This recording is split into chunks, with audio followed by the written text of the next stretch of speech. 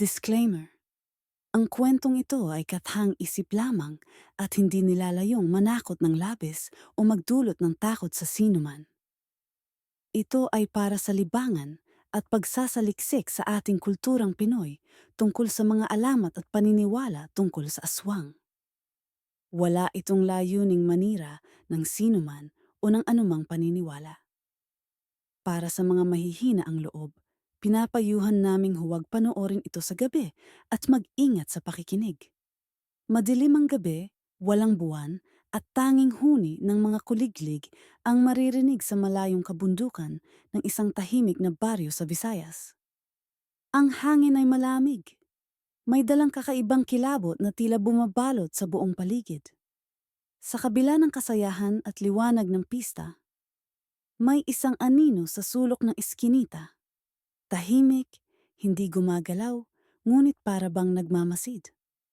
Si Rico, isang binatang sanay sa buhay sa Maynila, ay umuwi sa kanilang probinsya para makisaya sa pista ng kanilang bayan. Matagal na siyang hindi nakakauwi, kaya't sabik siyang makasama muli ang kanyang mga kababata.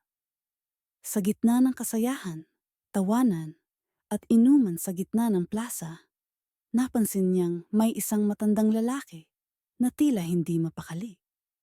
Si Lolo Pilo, isa sa mga nakatatanda sa baryo, ay tahimik na nakatingin sa kanya. Para bang may gustong sabihin, ngunit hindi magawa. Lolo, okay lang po ba kayo? Tanong ni Rico. Ngunit sa halip na sumagot, dahan-dahang lumapit ang matanda at bumulong sa kanya. Huwag kang magpapadala sa kung sino mang lalapit sa iyo ngayong gabi. Hindi lahat ng nakangiti, tao. Napangiti si Rico, iniisip na baka isa lamang itong kwentong takutan na karaniwan ng maririnig sa probinsya.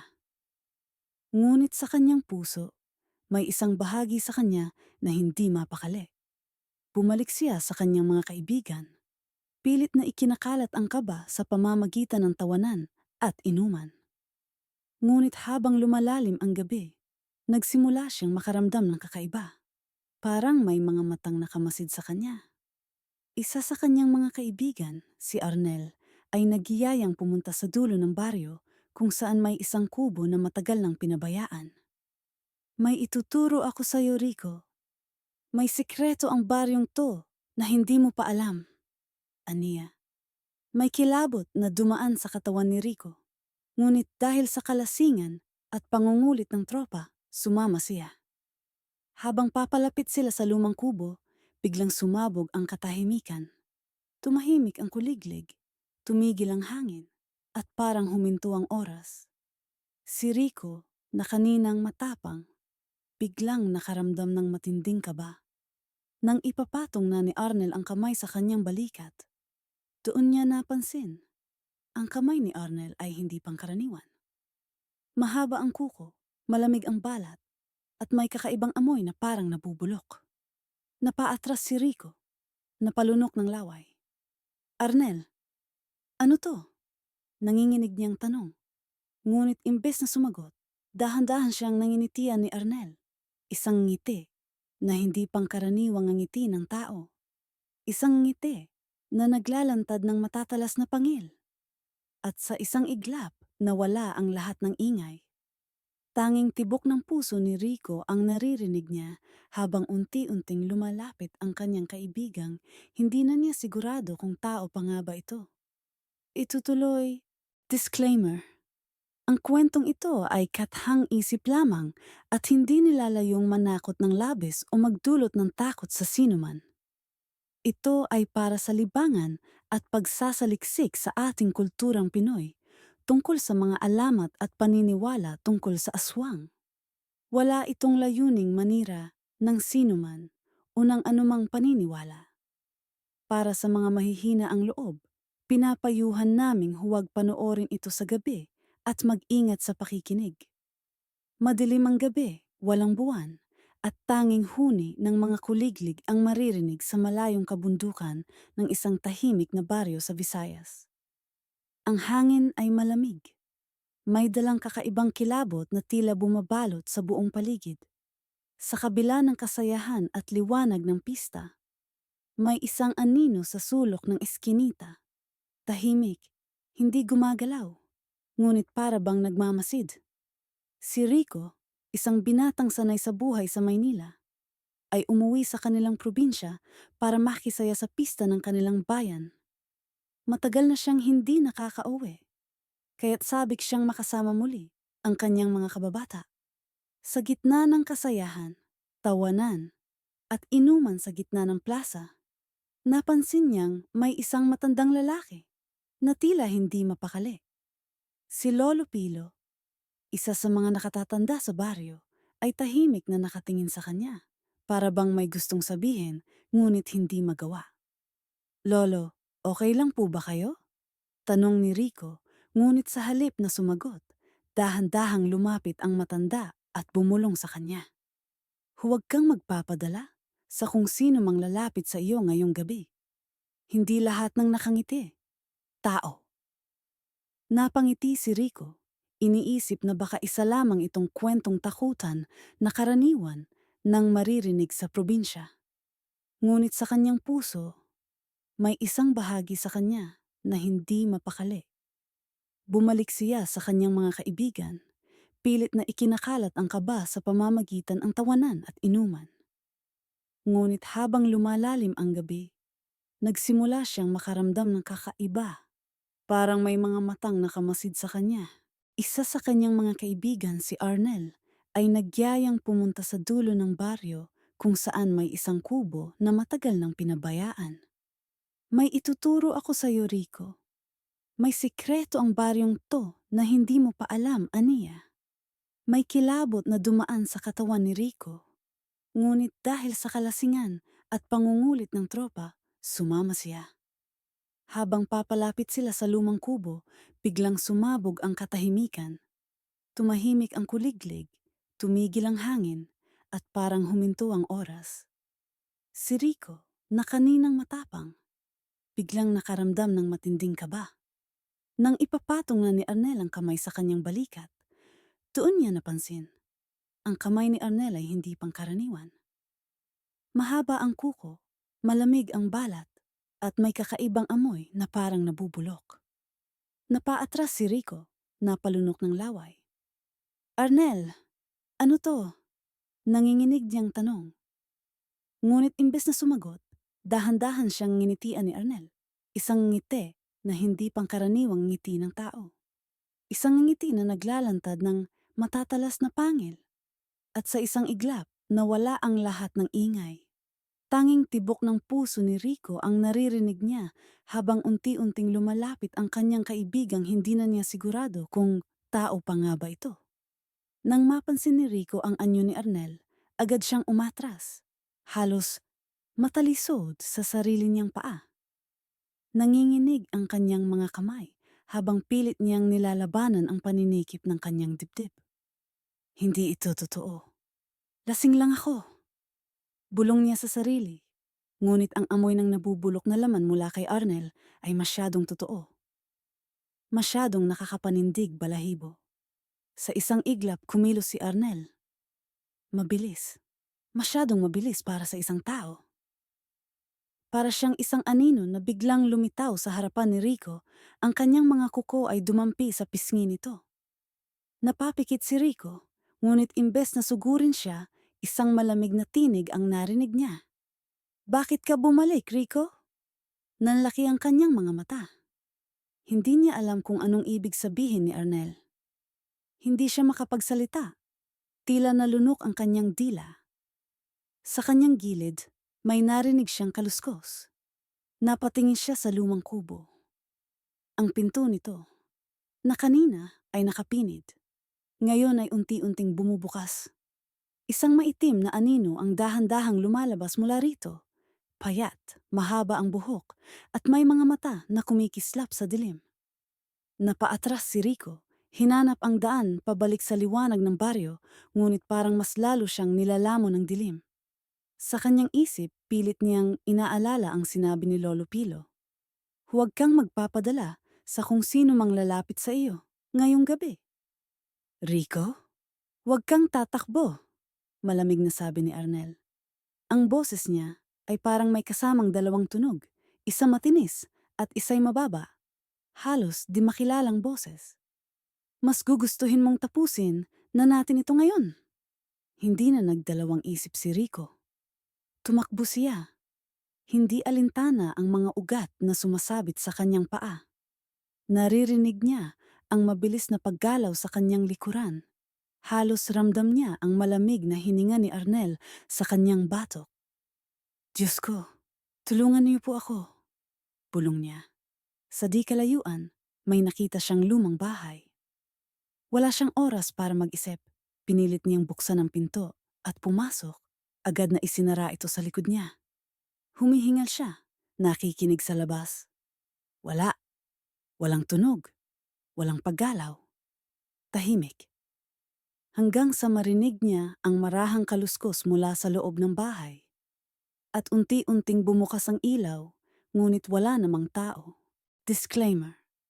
Ang kwentong ito ay kathang-isip lamang at hindi nilalayong manakot ng labis o magdulot ng takot sa sinuman. Ito ay para sa libangan at pagsasaliksik sa ating kulturang Pinoy tungkol sa mga alamat at paniniwala tungkol sa aswang. Wala itong layuning manira ng sinuman o ng anumang paniniwala.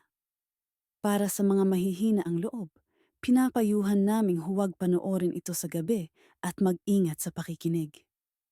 Madilim ang gabi, walang buwan, at tanging huni ng mga kuliglig ang maririnig sa malayong kabundukan ng isang tahimik na baryo sa Visayas.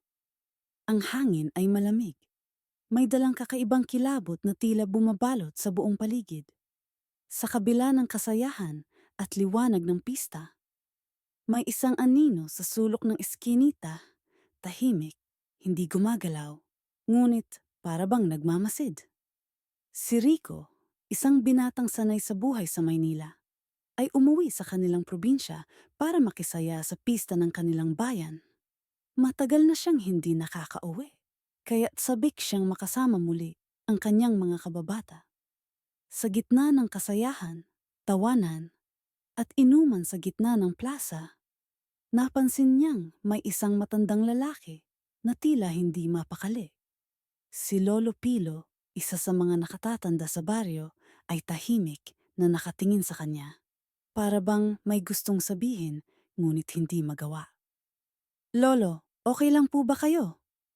Tanong ni Rico, ngunit sa halip na sumagot, dahan-dahang lumapit ang matanda at bumulong sa kanya.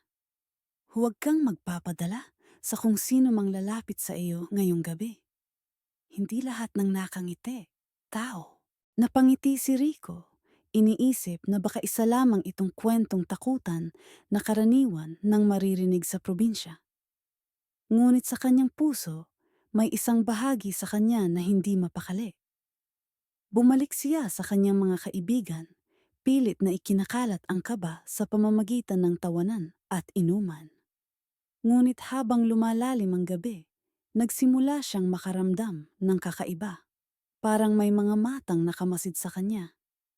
Isa sa kanyang mga kaibigan, si Arnel, ay nagyayang pumunta sa dulo ng baryo kung saan may isang kubo na matagal nang pinabayaan. May ituturo ako sa'yo, Rico. May sekreto ang baryong to na hindi mo pa alam, aniya.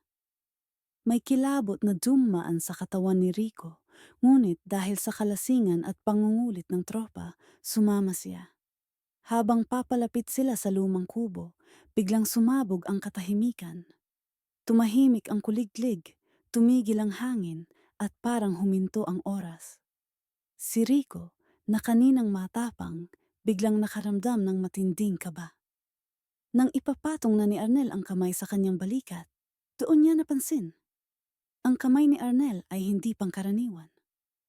Mahaba ang kuko, malamig ang balat, at may kakaibang amoy na parang nabubulok. Napaatras si Rico, napalunok ng laway. Arnel, ano to? Nanginginig niyang tanong. Ngunit imbes na sumagot, dahan-dahan siyang ginitian ni Arnel. Isang ngiti na hindi pangkaraniwang ngiti ng tao. Isang ngiti na naglalantad ng matatalas na pangil. At sa isang iglap, nawala ang lahat ng ingay. Tanging tibok ng puso ni Rico ang naririnig niya habang unti-unting lumalapit ang kanyang kaibigang hindi na niya sigurado kung tao pa nga ba ito. Nang mapansin ni Rico ang anyo ni Arnel, agad siyang umatras, halos matalisod sa sarili niyang paa. Nanginginig ang kanyang mga kamay habang pilit niyang nilalabanan ang paninikip ng kanyang dibdib. Hindi ito totoo. Lasing lang ako. Bulong niya sa sarili. Ngunit ang amoy ng nabubulok na laman mula kay Arnel ay masyadong totoo. Masyadong nakakapanindig balahibo. Sa isang iglap, kumilos si Arnel. Mabilis. Masyadong mabilis para sa isang tao. Para siyang isang anino na biglang lumitaw sa harapan ni Rico. Ang kanyang mga kuko ay dumampi sa pisngi nito. Napapikit si Rico. Ngunit imbes na sugurin siya, isang malamig na tinig ang narinig niya. Bakit ka bumalik, Rico? Nanlaki ang kanyang mga mata. Hindi niya alam kung anong ibig sabihin ni Arnel. Hindi siya makapagsalita. Tila nalunok ang kanyang dila. Sa kanyang gilid, may narinig siyang kaluskos. Napatingin siya sa lumang kubo. Ang pinto nito, na kanina ay nakapinid, ngayon ay unti-unting bumubukas. Isang maitim na anino ang dahan-dahang lumalabas mula rito. Payat, mahaba ang buhok, at may mga mata na kumikislap sa dilim. Napaatras si Rico, hinanap ang daan, pabalik sa liwanag ng baryo. Ngunit parang mas lalo siyang nilalamon ng dilim. Sa kanyang isip, pilit niyang inaalala ang sinabi ni Lolo Pilo. Huwag kang magpapadala sa kung sino mang lalapit sa iyo ngayong gabi. Rico, huwag kang tatakbo, malamig na sabi ni Arnel. Ang boses niya ay parang may kasamang dalawang tunog. Isa matinis at isa'y mababa, halos di makilalang boses. Mas gugustuhin mong tapusin na natin ito ngayon. Hindi na nagdalawang isip si Rico. Tumakbo siya. Hindi alintana ang mga ugat na sumasabit sa kanyang paa. Naririnig niya ang mabilis na paggalaw sa kanyang likuran. Halos ramdam niya ang malamig na hininga ni Arnel sa kanyang batok. Diyos ko, tulungan niyo po ako, bulong niya. Sa di kalayuan, may nakita siyang lumang bahay. Wala siyang oras para mag-isip. Pinilit niyang buksan ang pinto at pumasok. Agad na isinara ito sa likod niya. Humihingal siya, nakikinig sa labas. Wala. Walang tunog. Walang paggalaw. Tahimik. Hanggang sa marinig niya ang marahang kaluskos mula sa loob ng bahay. At unti-unting bumukas ang ilaw, ngunit wala namang tao. Sa likuran niya, isang malalamig na kamay ang biglang humawak sa kanyang balikat. Disclaimer: ang kwentong ito ay kathang-isip lamang at hindi nilalayang manakot ng labis o magdulot ng takot sa sinuman. Ito ay para sa libangan at pagsasaliksik sa ating kulturang Pinoy tungkol sa mga alamat at paniniwala tungkol sa aswang. Wala itong layuning manira ng sinuman o ng anumang paniniwala. Para sa mga mahihina ang loob, pinapayuhan naming huwag panoorin ito sa gabi at mag-ingat sa pakikinig. Madilim ang gabi, walang buwan, at tanging huni ng mga kuliglig ang maririnig sa malayong kabundukan ng isang tahimik na baryo sa Visayas. Ang hangin ay malamig. May dalang kakaibang kilabot na tila bumabalot sa buong paligid. Sa kabila ng kasayahan at liwanag ng pista, may isang anino sa sulok ng eskinita. Tahimik, hindi gumagalaw, ngunit para bang nagmamasid. Si Rico, isang binatang sanay sa buhay sa Maynila, ay umuwi sa kanilang probinsya para makisaya sa pista ng kanilang bayan.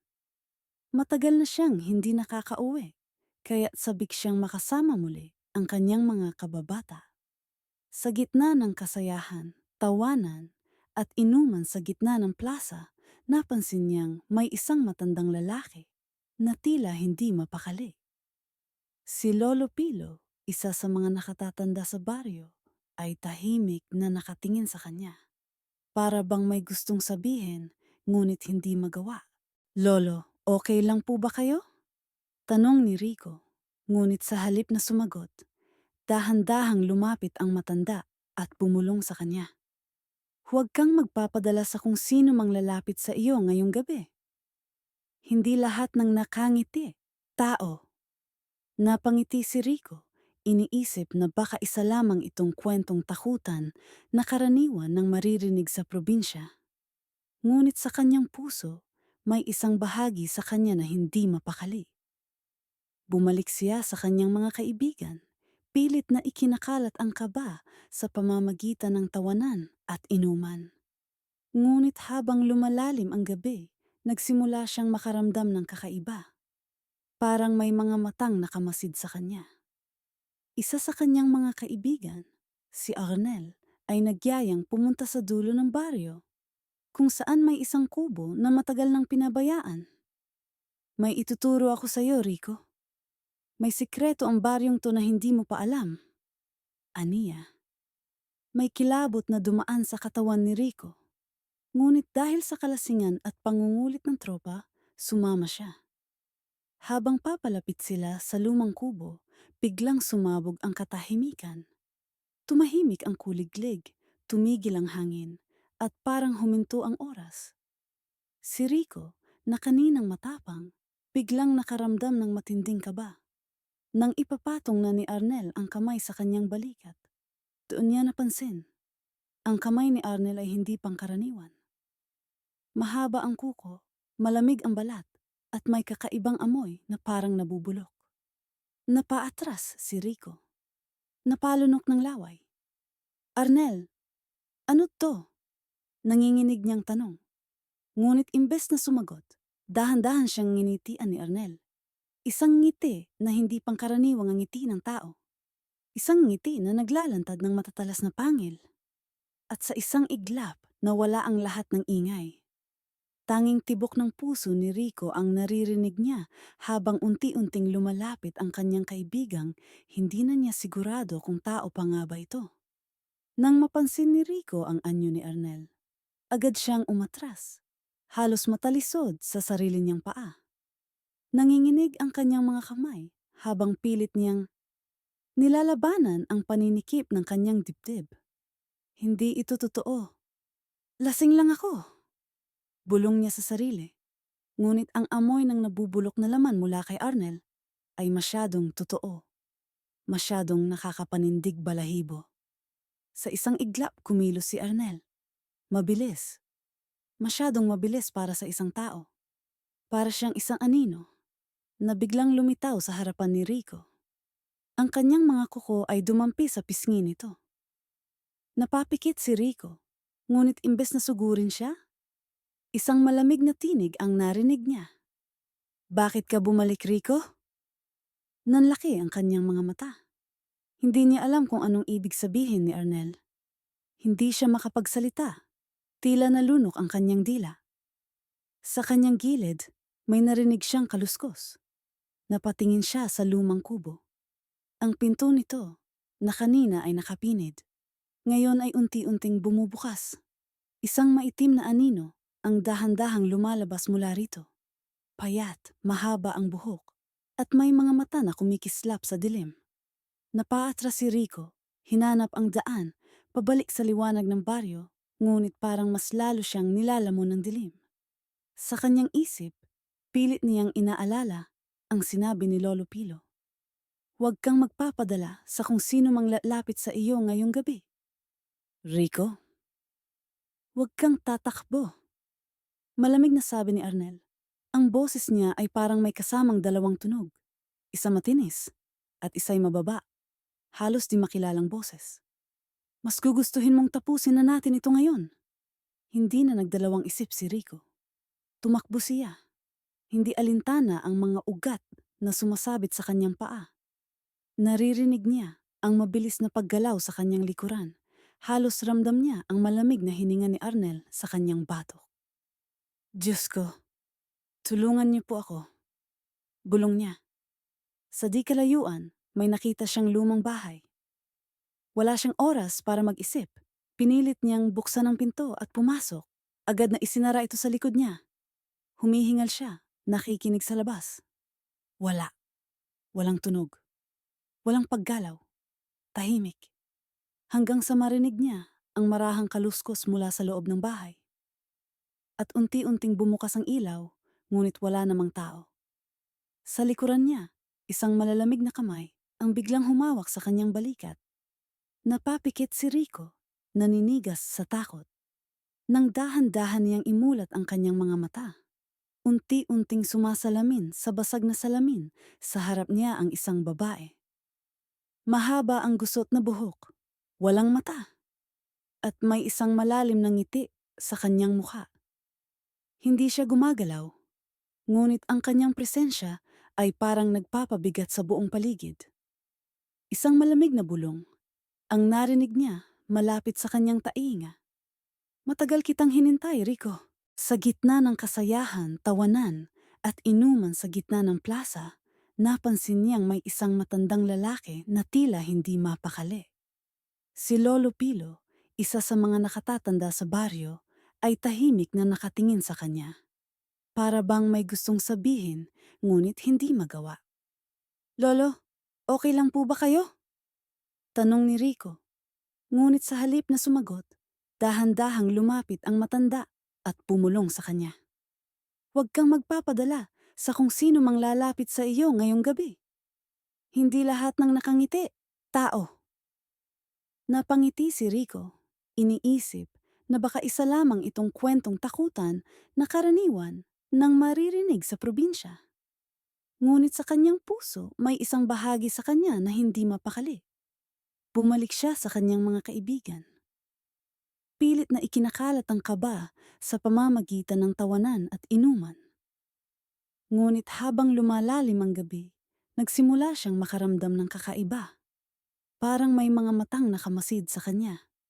Isa sa kanyang mga kaibigan, si Arnel, ay nagyayang pumunta sa dulo ng baryo kung saan may isang kubo na matagal nang pinabayaan. May ituturo ako sa'yo, Rico. May sikreto ang baryong to na hindi mo pa alam, aniya. May kilabot na dumaan sa katawan ni Rico. Ngunit dahil sa kalasingan at pangungulit ng tropa, sumama siya. Habang papalapit sila sa lumang kubo, biglang sumabog ang katahimikan.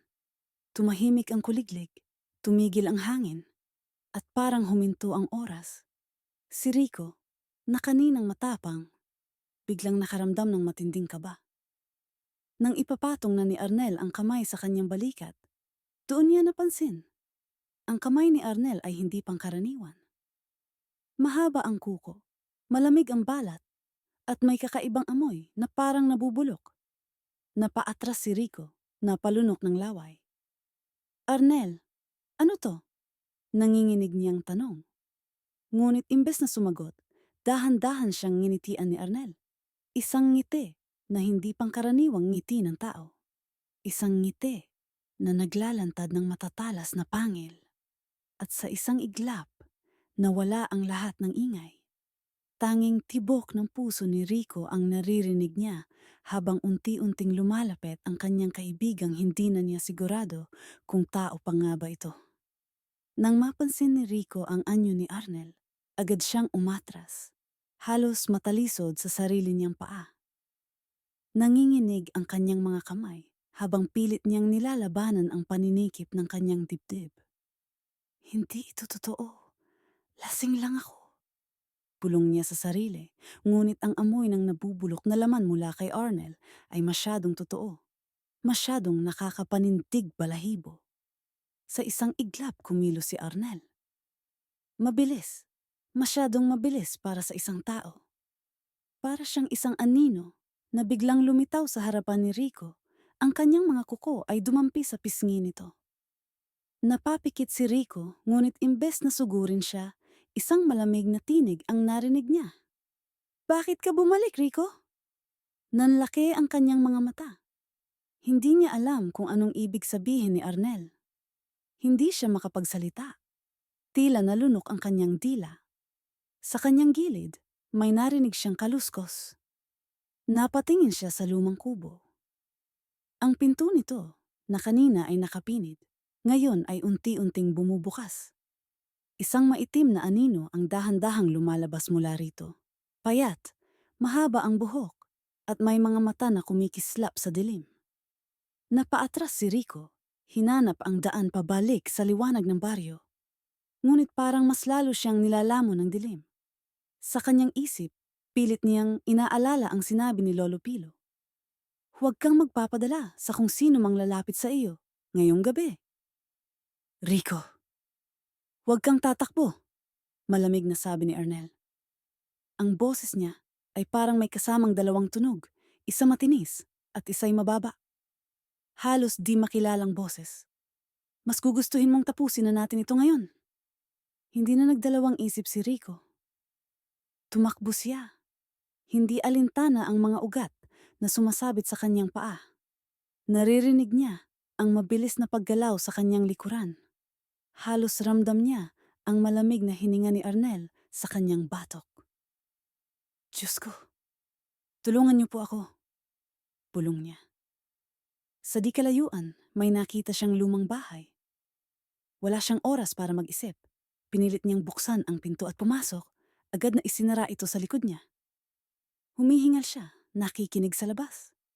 Wala. Walang tunog. Walang paggalaw. Tahimik. Hanggang sa marinig niya ang marahang kaluskos mula sa loob ng bahay.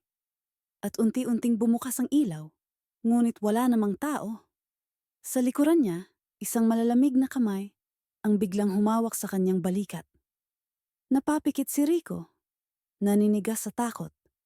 Nang dahan-dahan niyang imulat ang kanyang mga mata. Unti-unting sumasalamin sa basag na salamin, sa harap niya ang isang babae.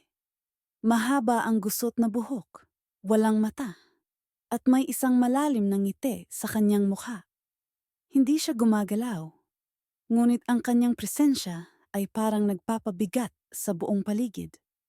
Isang malamig na bulong ang narinig niya malapit sa kanyang tainga. Matagal kitang hinintay, Rico. Ano sa tingin niyo ang mangyayari kay Rico? May paraan pa ba siyang makatakas? I-comment niyo sa ibaba kung ano ang gagawin niyo sa ganitong sitwasyon. Disclaimer. Ang kwentong ito ay kathang isip lamang at hindi nilalayang manakot ng labis o magdulot ng takot sa sinuman. Ito ay para sa libangan at pagsasaliksik sa ating kulturang Pinoy tungkol sa mga alamat at paniniwala tungkol sa aswang. Wala itong layuning manira ng sinuman o ng anumang paniniwala. Para sa mga mahihina ang loob, pinapayuhan naming huwag panoorin ito sa gabi at mag-ingat sa pakikinig. Napakapit si Rico sa kanyang dibdib. Ramdam ang mabilis at malakas na tibok ng kanyang puso. Parang binabalot ng lamig ang kanyang buong katawan, habang ang malamig na kamay ng babaeng multo ay nakadiin sa kanyang balikat. Hindi siya makagalaw, hindi makasigaw. Matagal kitang hinintay. Rico? Ang malamig na bulong nito. Nanginginig ang kanyang mga kamay. Pilit niyang tinutulak ang sarili para kumilos. Biglang lumamig ang paligid at sa isang iglap, napansin niyang nag-iba ang kanyang refleksyon sa salamin. Hindi na ito siya. Isang batang lalaki ang naroon ngayon, halos hindi pa 10 taong gulang, nakaupo sa isang madilim na sulok, umiiyak. At sa likuran ng batang iyon, ang babaeng walang mata ay naroon rin, nakayuko, parang binabantayan ito. Sino ka? Anong gusto mo sa akin? Sigaw ni Rico, ngunit imbes na sumagot, dumilim ang buong paligid. Nawala ang salamin, nawala ang multo, at bigla siyang nasa ibang lugar. Isang madilim na kakahuyan, puno ng mga nabubulok na dahon sa ilalim ng kanyang mga paa. Napatingin siya sa kanyang paligid, at sa di kalayuan, narinig niya ang isang tunog. Isang tunog ng pag-iyak. Dahan-dahan siyang lumapit. Humihigpit ang kanyang dibdib sa bawat hakbang. Hanggang sa makita niya ang batang lalaki mula sa kanyang refleksyon kanina. Nakaupo ito sa lupa, nakayakap sa sarili, nanginginig sa takot. Huwag mo akong iwan dito. Mahina nitong sabi. Hindi tumitingin kay Rico. Sino ka ba? Tanong niya. Lumuluhod para tingnan ng mas maigi ang bata. Dahan-dahang tumingala ang bata at dun siya nanlaki ang mata. Ang mukha ng bata, siya. Siya noong bata pa siya. Napaatras si Rico, hindi makapaniwala sa kanyang nakikita. Hindi, hindi pwedeng. Biglang lumakas ang hangin at mula sa dilim ay lumitaw si Arnel. Ngunit hindi na ito ang Arnel na kilala niya. Ang kanyang balat ay nangingitim, ang kanyang mga mata ay pulang-pula, at ang kanyang bibig ay punong-puno ng matutulis na pangil. Nakangiti ito habang dahan-dahang lumalapit kay Rico. Kaya ka namin tinawag pabalik, Rico. May utang kang hindi mo pa nababayaran. Bulong nito habang unti-unting lumulutang sa hangin, ang kanyang katawan ay lumalaki. Nagiging mas kahindik-hindik. Anong kasalanan ko? Hindi ko alam ang sinasabi mo. Sigaw ni Rico, pilit na tumatakbo palayo. Ngunit parang bumibigat ang kanyang katawan. Parang may hindi nakikitang puwersang humihila sa kanya pabalik. Nagsimula siyang makakita ng mga malabong alaala. Mga imahe ng isang batang umiiyak, isang lumang bahay, at isang madilim na gabi na tila matagal na niyang nakalimutan. Sa isang iglap, nasa loob na ulit siya ng lumang bahay. Ngunit ngayon, malinaw na sa kanya ang lahat. Ang bahay na ito, bahay nila noon. At ang batang umiiyak sa sulok, ang batang bersyon niya, ay naroon pa rin. Noong bata ka pa, may isang sakripisyong ginawa ang pamilya mo. Malamig na sabi ng babae sa kanyang likod. Isang bagay na matagal mo nang pilit kinalilimutan. Biglang bumukas ang pinto at mula sa labas ay pumasok ang isang malaki at maitim na anino. Mabilis itong gumalaw, humawak sa balikat ng batang si Rico at sa isang iglap nawala ito sa kanyang harapan. Tanging ang pag-iyak ng bata ang naiwan sa hangin, unti-unting naglalaho. Doon naalala ni Rico. Ang gabing iyon, ang gabing may kinuha mula sa kanya. Ikaw dapat ang kinuha noon, Rico. Ngunit ibinigay ka nilang kapalit. Bulong ng babae. Ang kanyang tinig ay puno ng pait at galit. Ngayon, babawiin ka na namin. Sa di kalayuan, nakita niya ang liwanag. Isang ilaw mula sa baryo. Ang tunog ng pista na parang bumabalik. Lalong lumakas ang sigaw sa kanyang likod. Ngunit hindi siya tumigil. Huminga siya ng malalim. Isinara ang kanyang mga mata. At sa isang iglap, nakabalik siya. Nasa gitna na siya ng baryo. Nakapalibot sa kanya ang kanyang mga kaibigan, ang kanyang pamilya. Nanginginig siya, pawisan, ngunit walang bakas ng anino. Walang bakas ni Arnel o ng babaeng walang mata. Napatingin siya sa kanyang paligid. Hinahabol pa rin ang kanyang hininga. Totoo ba ang lahat ng iyon? Isang panaginip lang ba? O isang babala? Ngunit bago pa siya makapagsalita, isang matandang lalaki ang lumapit sa kanya. Si Lolo Pilo. Hinawakan nito ang kanyang balikat at bumulong sa kanya. Swerte ka, Rico. Swerte ka at nakatakbo ka. Pero tandaan mo, hindi lahat nakakabalik. Napalunok siya. At sa di kalayuan, sa madilim na eskinita, nakita niyang may isang figura na nakatayo, nakamasid sa kanya. Si Arnel. At sa isang iglap, nawala ito sa dilim. Disclaimer. Ang kwentong ito ay kathang-isip lamang at hindi nilalayong manakot ng labis o magdulot ng takot sa sinuman. Ito ay para sa libangan at pagsasaliksik sa ating kulturang Pinoy tungkol sa mga alamat at paniniwala tungkol sa aswang.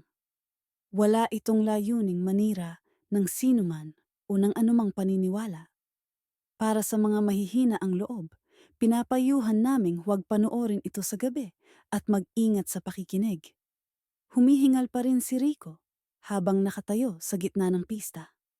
Ang ingay ng tugtugan, ang halakhak ng mga tao, at ang liwanag ng mga parol ay parang panaginip matapos ang bangungot na kanyang pinagdaanan.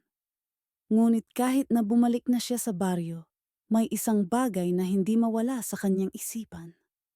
Ang nakakatakot na titig ni Arnel bago ito nawala sa dilim. Dahan-dahang lumapit si Lolo Pilo, ang matandang kilala sa baryo, bilang tagapag-ingat ng mga lumang kwento at alamat. Alam kong may nakita ka, Apo! Bulong nito, habang marahang pinapahira ng basang panyo ang pawisang noo ni Rico. At alam kong hindi mo ito basta makakalimutan. Hindi makapagsalita si Rico. Parang may bumara sa kanyang lalamunan. At kahit anong pilit niyang isipin na ligtas na siya, hindi niya maiwasang lingkunin ang madilim na eskinita kung saan niya huling nakita si Arnel. Hindi ko alam, Lolo. Totoo ba yon? O panaginip lang? Nanginginig niyang tanong. Napabuntong hininga ang matanda. Ang aswang ay hindi lang isang kwento, Rico. May mga bagay sa mundong ito na hindi natin kayang ipaliwanag. Pero ang isang bagay na sigurado ako, may utang na hindi pa tapos bayaran. Lumunok si Rico, pilit na inuunawa ang sinabi ni Lolo Pilo. May isang saglit na katahimikan sa pagitan nila bago muling nagsalita ang matanda. Hindi ka nila bibitawan ng ganun lang, Apo. Minsan, ang nilalang na sumubok sa'yo ay hindi agad nawawala.